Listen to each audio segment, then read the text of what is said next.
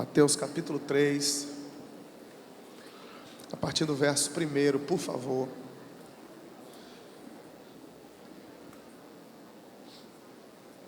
Só para eu saber se eu posso iniciar a leitura, que eu gostaria muito que você acompanhasse comigo. Se você achou, diga amém. Naqueles dias apareceu João Batista. Naqueles dias apareceu João Batista pregando no deserto da Judéia e dizendo: arrependei-vos, porque é chegado o reino dos céus. Porque este é o anunciado pelo profeta Isaías, que disse: voz do que clama no deserto, preparai o caminho do Senhor, endireitai as suas veredas. E este João tinha sua veste de pelos de camelo, um cinto de couro em torno de seus lombos, e alimentava-se de gafanhotos e de mel silvestre. Então ia ter com ele Jerusalém, toda a Judéia, toda a província adjacente ao Jordão. E eram eles batizados no rio Jordão, confessando os seus pecados. E vendo ele muitos dos fariseus e dos saduceus que vinham ao seu batismo, dizia-lhes: raça de víboras, quem vos ensinou a fugir da ira futura? Produzi, pois, frutos dignos de arrependimento, e não presumais de vós mesmos, dizendo: temos por pai Abraão, porque eu vos digo que, mesmo destas pedras, Deus pode suscitar filhos a Abraão. E também agora está posto o machado à raiz das árvores. Toda árvore, pois, que não produz bom fruto é cortada e lançada no fogo. E eu, em verdade, vos batizo com água para o arrependimento, mas aquele que vem após mim é mais poderoso do que eu. Não sou digno de levar as suas sandálias. Ele vos batizará com o Espírito Santo e com fogo. Em sua mão tem a pá, limpará a sua eira, recolherá no celeiro o seu trigo, queimará a palha no fogo, que nunca se apagará.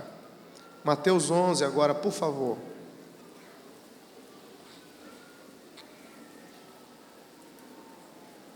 A partir do verso 1 também.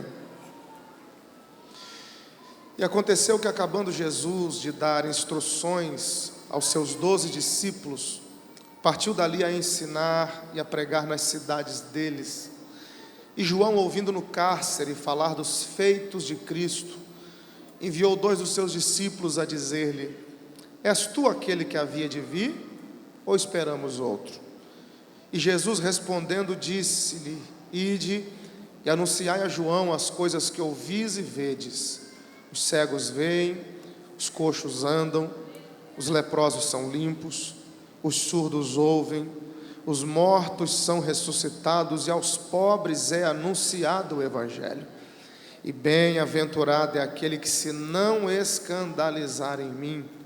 E partindo eles, começou Jesus a dizer às turbas a respeito de João: que foste ver no deserto? Uma cana agitada pelo vento? Sim, o que foste ver? Um homem ricamente vestido? Os que se trajam ricamente estão nas casas dos reis. Mas então o que foste ver? Um profeta? Sim, vos digo eu, muito mais do que profeta. Porque é este de quem está escrito: eis que diante da tua face envio o meu anjo, que preparará diante de ti o teu caminho. Em verdade vos digo que entre os que de mulher têm nascido não apareceu alguém maior do que João Batista, mas aquele que é o menor no reino dos céus é maior do que ele. Mateus 14 agora, e nós encerramos a leitura aqui, os próximos versos de Mateus 14, a partir do verso 1 também, por favor. Naquele tempo ouviu Herodes, o tetrarca, a fama de Jesus, e disse aos seus criados: este é João Batista, ressuscitou dos mortos, e por isso essas maravilhas operam nele. Porque Herodes tinha prendido João, tinha o manietado e encerrado no cárcere, por causa de Herodias, mulher de seu irmão Filipe, porque João lhe dissera: não te é lícito possuí-la. E querendo matá-lo, temia o povo, porque o tinham como profeta. Festejando-se, porém, o dia natalício de Herodes, dançou a filha de Herodias diante dele, e agradou a Herodes, pelo que prometeu com juramento dar-lhe tudo o que pedisse. E ela, instruída previamente por sua mãe, disse: dá-me aqui num prato a cabeça de João Batista. E o rei afligiu-se, mas por causa do juramento e dos que estavam à mesa com ele, ordenou que se lhe desse. E mandou degolar João no cárcere. E a sua cabeça foi trazida num prato e dada à jovem, e ela levou a sua mãe. E chegaram seus discípulos, levaram o corpo, sepultaram, foram anunciá-lo a Jesus. Amém. Pode se assentar, por favor.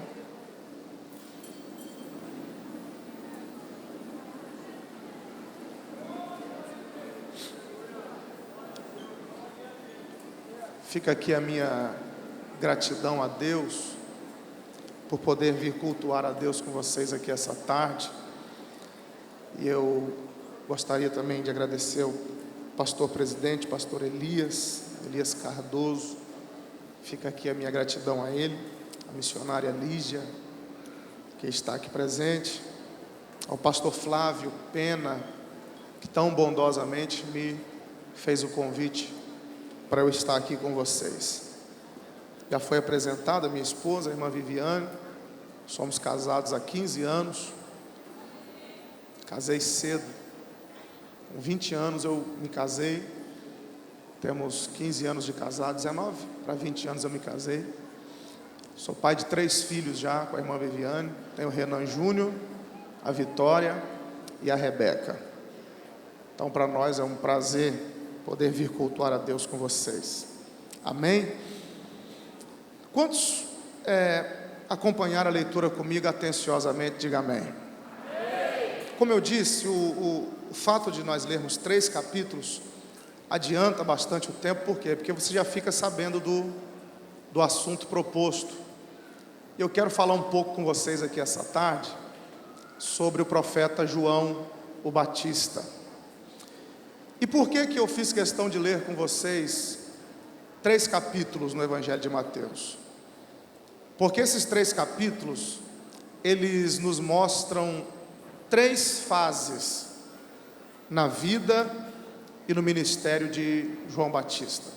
Como você quiser aplicar, tanto na vida quanto no ministério, até porque a vida de João e o ministério dele são inseparáveis, né? João viveu unicamente para o seu ministério, e o seu ministério ocupou toda a sua vida.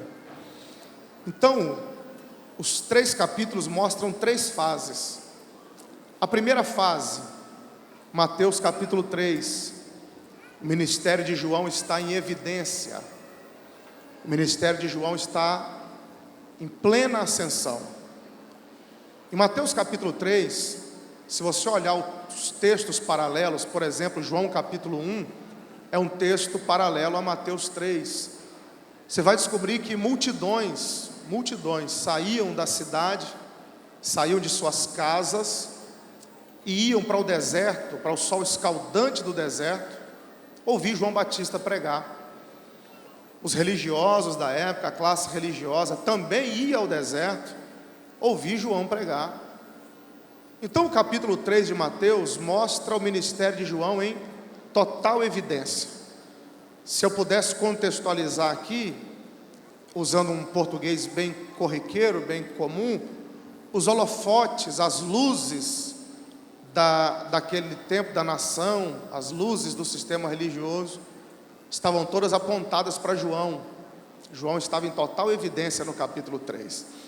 Já no capítulo 11, aparece uma segunda fase do ministério de João. Você leu comigo. No capítulo 11 de Mateus, João Batista agora está preso. E além de preso, o texto diz que ele estava manietado. Ou seja, suas mãos estavam amarradas, provavelmente presas num tronco. Então aquele homem que está em evidência no capítulo 3 de Mateus, no capítulo 11 agora está confinado a uma cela de aproximadamente 2 por 2, 3 por 3 no máximo, com as suas mãos amarradas e estando recluso, sem ver a multidão, e agora só alguns dos seus discípulos vão visitá-lo. Então a segunda fase do ministério de João é quando ele está preso. Terceira fase do ministério de João é a mais complicada. Vocês leram comigo Mateus capítulo 14. Eu fiz questão de ler 12 versos para vocês entenderem bem. Depois de um complô, depois de uma armação, tramada pela mulher de Herodes. João Batista, estando preso, vai perder a sua cabeça. Capítulo 14 de Mateus mostra então a morte de João o Batista. É uma morte precoce. É uma morte precoce. João morre de uma forma trágica, sem cabeça. Todos nós aqui sabemos também que João veio com um propósito. Está muito explícito aqui no texto. João veio preparar o caminho para Jesus. João, no Antigo Testamento, existem várias profecias que apontam para o aparecimento de João Batista. Algumas profecias, João aparece de forma implícita. Desde o Gênesis, se você começar a procurar, você vai encontrar uma profecia ou outra apontando para o aparecimento de João. Mas existem duas muito claras, muito objetivas, e elas foram mencionadas aqui, que são Isaías 40, verso 3, e Malaquias capítulo 3, verso 1. As duas dizem a mesma coisa, que antes do Cristo aparecer, antes do Cristo se manifestar, Deus enviaria uma voz que clamaria no deserto, e essa voz prepararia o caminho para Jesus. E João vai colocar fim a um período de silêncio profético. Nós conhecemos esse período na Bíblia, nós pentecostais, chamamos de período interbíblico, ou período intertestamentário, que é aquele espaço de tempo entre o Antigo e o Novo Testamento, durou aproximadamente uns 400 anos. E João vai aparecer no deserto, pregando uma mensagem forte, uma mensagem dura, uma mensagem de arrependimento. Me permita ser bastante sincero com vocês aqui essa tarde. Se João fosse um pregador na atualidade, dificilmente nós o convidaríamos para os nossos cultos da vitória, para os nossos cultos de campanha. É sério, porque a mensagem de João era muito forte, era muito contundente. O cara apareceu no deserto chamando todo mundo de raça de víbora. E o que eu fico analisando no texto, é que quando nós estamos debaixo da vontade de Deus, quando você está no centro da vontade de Deus, como tudo converge para dar certo. Um pregador com uma mensagem dessa, dificilmente ele teria público. Mas o texto diz que o povo saía de casa, ia para o calor do deserto, 50 graus, deserto da Judéia, ser chamado de cobra, mas ia. É muito Deus na vida de um pregador, de um profeta, de um ministro. E o povo ia ouvi-lo. Então aprenda uma coisa: se eu estou debaixo da vontade de Deus, aonde eu estiver, Deus vai me fazer ter sucesso.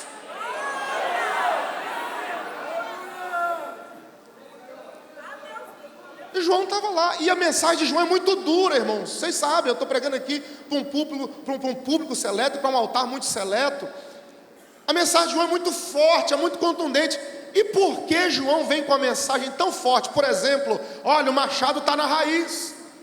Se não produz fruto, vai ser cortado, vai ser lançado no fogo. Agora, por que João vem com a mensagem tão forte? Quem está me ouvindo, diga amém. Por que João vem com a mensagem tão forte? Porque ele está pregando para uma sociedade doente. E doença grave exige remédio forte. Não dá para combater câncer com sorrisal. Não dá para combater célula cancerígena com aspirina. Quanto mais grave for a doença, mais forte vai ser o remédio. Então escute o que eu vou lhe dizer: nem sempre o que cura a alma faz bem para o ouvido. Tem dia que o que Deus vai usar para sarar teu coração vai doer quando você ouvir, mas vai fazer bem, vai sarar tua alma, vai sarar teu coração, vai sarar tua mente. João vem com a mensagem forte para uma sociedade corrompida, e o povo vai ouvi-lo. E eu não vou entrar em detalhes aqui, porque eu quero ganhar tempo, mas Deus vai usar a mensagem de João, a postura de João, a roupa de João, a alimentação de João, tudo na roupa, tudo no ministério de João tem uma mensagem. Tudo no ministério de João, quem olha, entende. E João, na minha opinião, escute por favor, João vai viver o melhor momento do ministério dele no deserto. Ele está lá batizando, e como eu disse, João capítulo 1, Evangelho de João capítulo 1, é paralelo a Mateus capítulo 3. Mateus capítulo 3, vocês leram, ele está lá, raça de víboras, quem ensinou vocês a fugir da ira vindoura? As multidões estão indo ouvir, fariseu, saduceu, está todo mundo lá. Só que João capítulo 1, verso 29, diz que Jesus foi até João no deserto para ser batizado por ele. E quando Jesus chega no deserto, João vai viver o melhor momento do ministério dele. Porque quando Jesus chega, a mensagem muda. Até Jesus chegar, a raça de víbora. Jesus chegou e falou: opa, eis o Cordeiro que tira o pecado do mundo. Vem fazer o que aqui, Jesus? Vim ser batizado por você, João. Tu vens a mim? Sou eu quem tenho que ir a ti. Eu só batizo com água. Você está vindo com o Espírito Santo e com fogo. Eu não sou digno nem de desatar a correia da tua sandália. E o Senhor está vindo aqui, João, eu vim para ser batizado. Por que o Senhor quer batizar? Se batismo é para arrependimento de pecado, se o Senhor nunca pecou, por que o Senhor quer batizar? Para cumprir a justiça. Que batismo tem a ver com justiça? Duas coisas. Primeiro, para a gente entender o que é justiça, temos que entender o que é injustiça. Uma das características da injustiça: exigir dos outros aquilo que eu não faço. Quando eu exijo dos outros aquilo que eu não faço, além de eu estar sendo injusto, eu estou sendo hipócrita. Como que Jesus em Marcos 16 ia falar para os discípulos dele assim: vai e batiza no meu nome? Porque quem não crê e não for batizado não vai ser salvo. Como que Jesus ia mandar alguém ser batizado no nome dele se ele não tivesse sido batizado? Então ele falou: me batiza, João, para cumprir a justiça. Porque quando eu mandar batizar, eu tenho autoridade no assunto. Então aprenda mais uma lição com Jesus aqui: nunca exija dos outros aquilo que você não faz. Nunca exige dos outros aquilo que você não está disposto a fazer. Segundo, por que o batismo de Jesus tem a ver com justiça? Porque João, no verso 29 do capítulo 1 do Evangelho de João, disse que Jesus era o Cordeiro. Me ajude por favor. Jesus era o Cordeiro. E no Antigo Testamento o Cordeiro só podia ser sacrificado se ele passasse pelo crivo do sacerdote. Quem validava o sacrifício era o sacerdote. Qualquer cidadão de Israel, quando queria sacrificar, levava primeiro o animal para o sacerdote ver. É o sacerdote que dizia: olha, está apto ou não está. Se o cordeiro tivesse mancha, se o animal tivesse defeito, tivesse doença, era o sacerdote quem dizia: não, isso aqui Deus não vai aceitar. Porque tinha gente que levava animal manco, animal cego. Por incrível que pareça, tinha gente que trazia o pior para Deus. Hoje isso não acontece mais, mas antigamente acontecia. O cara trazia a pior oferta que tinha para entregar para Deus. E era o sacerdote quem corrigia. Se Jesus era o cordeiro, o Calvário virou um altar. Para ele ir para o altar ser sacrificado, ele precisava passar pelo crivo de um sacerdote. Só que naquela época o sacerdócio estava corrompido. Quem eram os sacerdotes daquela época? Anás e Caifás, sogro e genro. Só que o sacerdócio está lá em Levítico, era de pai para filho. Se Jesus dependesse do aval daqueles sumos sacerdotes, aconteceu o que aconteceu. Julgaram ele e ainda o condenaram por crime de insurreição, crime de rebeldia, mentirosa, caluniosamente. Então Jesus não podia depender do aval de Anás e Caifás. Mas João Batista, está lá em Lucas capítulo 1, ele é filho de Zacarias e Isabel. E tanto Zacarias quanto Isabel eram da tribo de Levi, do tronco de Arão e da ordem de Abias. Se tinha um sacerdote com o ministério legal em Israel naquele tempo, não era Anás e Caifás, era João Batista lá no deserto. E Jesus sabia que se ele dependesse do aval de Anás e Caifás, ele nunca seria aprovado. Então ele vai para o sacerdote que está no deserto, batizando o povo. João, eu vim aqui porque eu preciso passar debaixo da tua autoridade para começar meu ministério, porque ninguém começa nada sozinho. Aí João Batista olhou e falou: então, sendo assim, já que o servo não é maior do que o Senhor, deixa eu te batizar. Aí João Batista pega Jesus e mergulha nas águas do Jordão. E aí vem o melhor momento do ministério de João. Quando João levanta Jesus, a Trindade se reúne. O Deus Filho está nas águas do Jordão. O Deus Espírito Santo vem em forma corpórea de pomba e pousa sobre a cabeça de Jesus. E o Deus Pai brada lá do céu: eis o meu Filho amado em quem eu me comprazo. Ouçam o que ele tem a dizer. A Trindade havia se reunido no Antigo Testamento, na terra, para criar o homem. Desçamos e façamos o homem. Façamos o homem nossa imagem e semelhança. A Trindade desceu para ver a Torre de Babel. Aí sim, desçamos e vejamos essa grande obra. E agora a Trindade vai se reunir na nova aliança. E na primeira reunião da Trindade no Novo Testamento, sabe quem estava na reunião? João. É o melhor momento do ministério de João Batista. O cara está na reunião da Trindade. Ele está vendo Deus Filho, está vendo Deus Espírito Santo, está ouvindo Deus Pai. Eis o meu Filho amado, é Ele. É o melhor momento do ministério de João. Continue me ouvindo, por favor. Aí Jesus sai do Jordão depois de ser batizado, vai para o deserto, guiado pelo Espírito Santo, 40 dias. Jesus vence o pecado, vence a fome, vence a sede, vence Satanás e volta do deserto cheio do Espírito Santo e começa a pregar nas sinagogas. Aí a multidão começa a querer ouvir Jesus.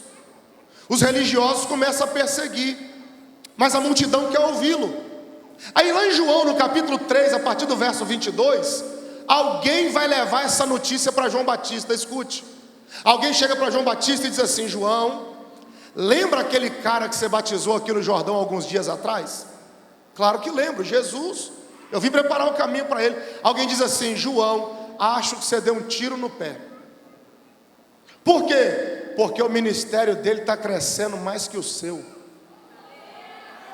Os discípulos dele estão batizando mais gente que os seus discípulos, e o povo está indo ouvi-lo mais do que está vindo te ouvir. João virou para quem mandou o recado, João 3, 29 e 30, e diz assim: quem tem que se alegrar com a noiva é o noivo, e não o amigo do noivo. Convém que ele cresça e que eu diminua.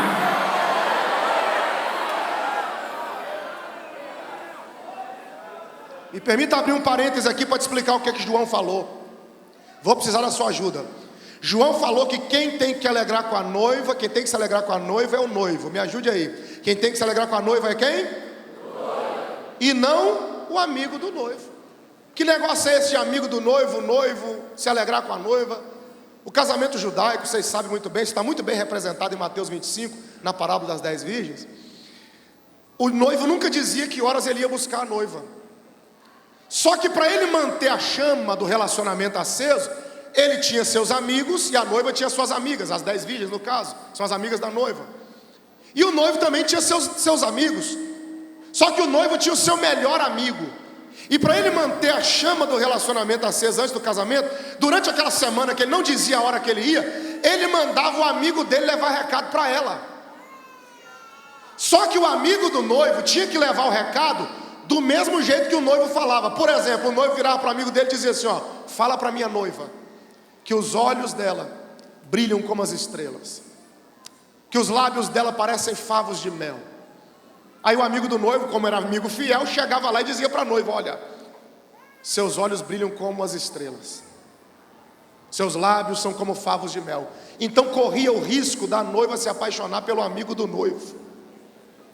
O amigo do noivo tinha que deixar bem claro que quem estava mandando o recado não era ele, era o noivo. Esse é o problema. Se a noiva é a igreja e Jesus é o noivo, e nós estamos aguardando o arrebatamento, que é o casamento, eu sou só o amigo. O problema é que tem uma geração se apaixonando pelos amigos do noivo. O amigo do noivo só vem trazer o recado. A noiva não pode se apaixonar pelos amigos que estão trazendo o recado. A noiva tem que entender que o recado é do noivo, a glória é do noivo, a honra é do noivo, o louvor é do noivo, a adoração é do noivo. Então cuidado para não se encantar com os amigos do noivo. O cantor, o pregador, o pastor, o dirigente, o líder, é só amigo do noivo. A honra é do noivo, a glória é do noivo, o louvor é do noivo. Não se apaixone pelos amigos do noivo. Vai ter um gosto de bezetacil, mas eu vou falar. Uma geração se encantando com os amigos do noivo. Quem é que vai pregar hoje? Ah, eu vou. Quem é que vai cantar? Ah, eu vou. Isso aí? Não, esse não. Não, aquela não, não gosto. Ei, você está apaixonado pelos amigos do noivo. Você tem que se apaixonar. É pelo noivo. É pelo noivo. E não pelos amigos dele. Calabaraxéria. Dirimicandarácia.